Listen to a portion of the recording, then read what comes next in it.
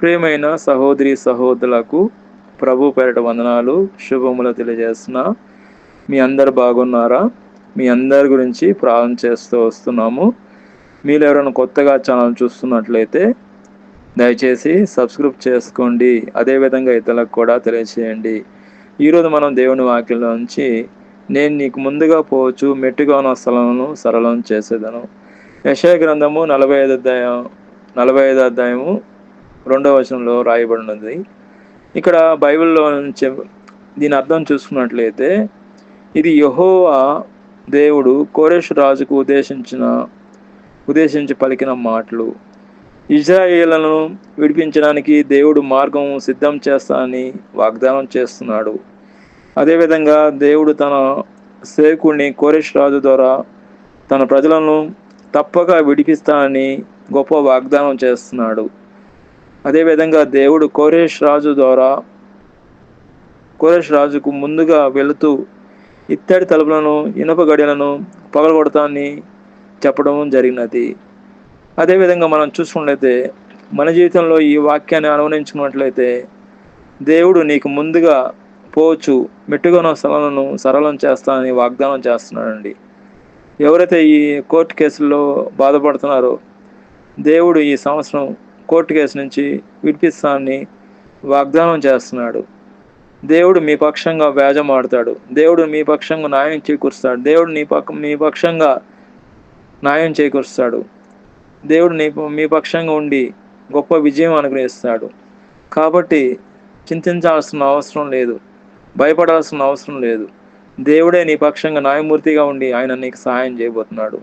అదేవిధంగా ఎవరైతే ఈ సంవత్సరం విదేశాలకు వెళ్ళాలని ప్రయత్నం చేస్తున్నారో, వీసా కొరకు ఎదురు చూస్తున్నారా, దేవుడు నీకు ముందుగా వెళ్ళి దేవుడు నీకు వీసా సిద్ధపరుస్తున్నాడు.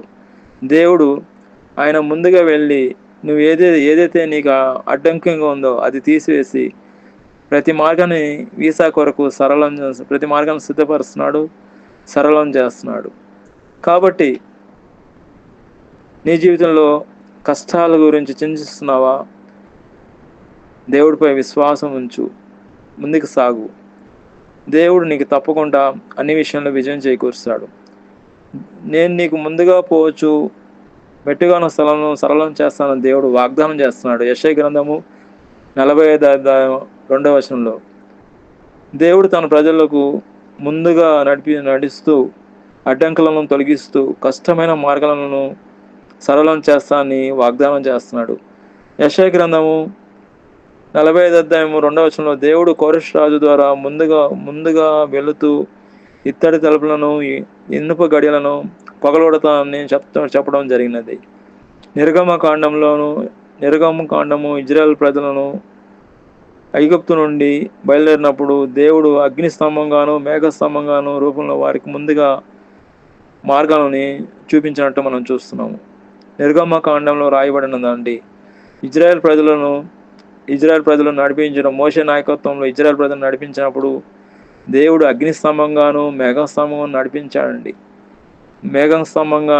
అగ్నిస్తంభంగా అంటే ఇక్కడ మనం చూసుకున్నట్లయితే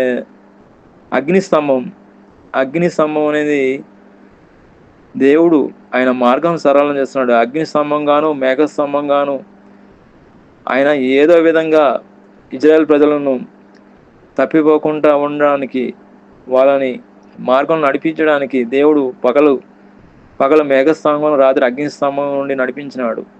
అదేవిధంగా యెహోషువ గ్రంథము 3వ అధ్యాయంలో యోర్దాను నది దాటేటప్పుడు దేవుడు ముందుగా నదిని పాయలుగా చేసి దారి సిద్ధం చేయడం జరిగినది.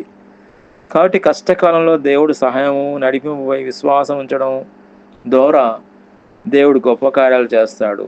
దేవుడు ఈ వాక్యం దీవించిన గాక. ప్రార్థన. ప్రియమైన మా పరలోక తండ్రి, యేసుక్రీస్తు ప్రభు పరిశుద్ధ నామమును బట్టి మీ సన్నిధికి వస్తున్నాం. ఈ ఉదయకాలన ప్రత్యేకంగా నేను ఎవరైతే వాక్యం విన్నారో వాళ్ళని దీవించండి, వాక్యానుసారంగా జీవించే కృపను దయచేయండి. మీ మీద ఆధారపడే ధన్యతను అనుగ్రహించమని యేసుక్రీస్తును ప్రార్థన చేస్తున్నాం తండ్రి. ఆమేన్.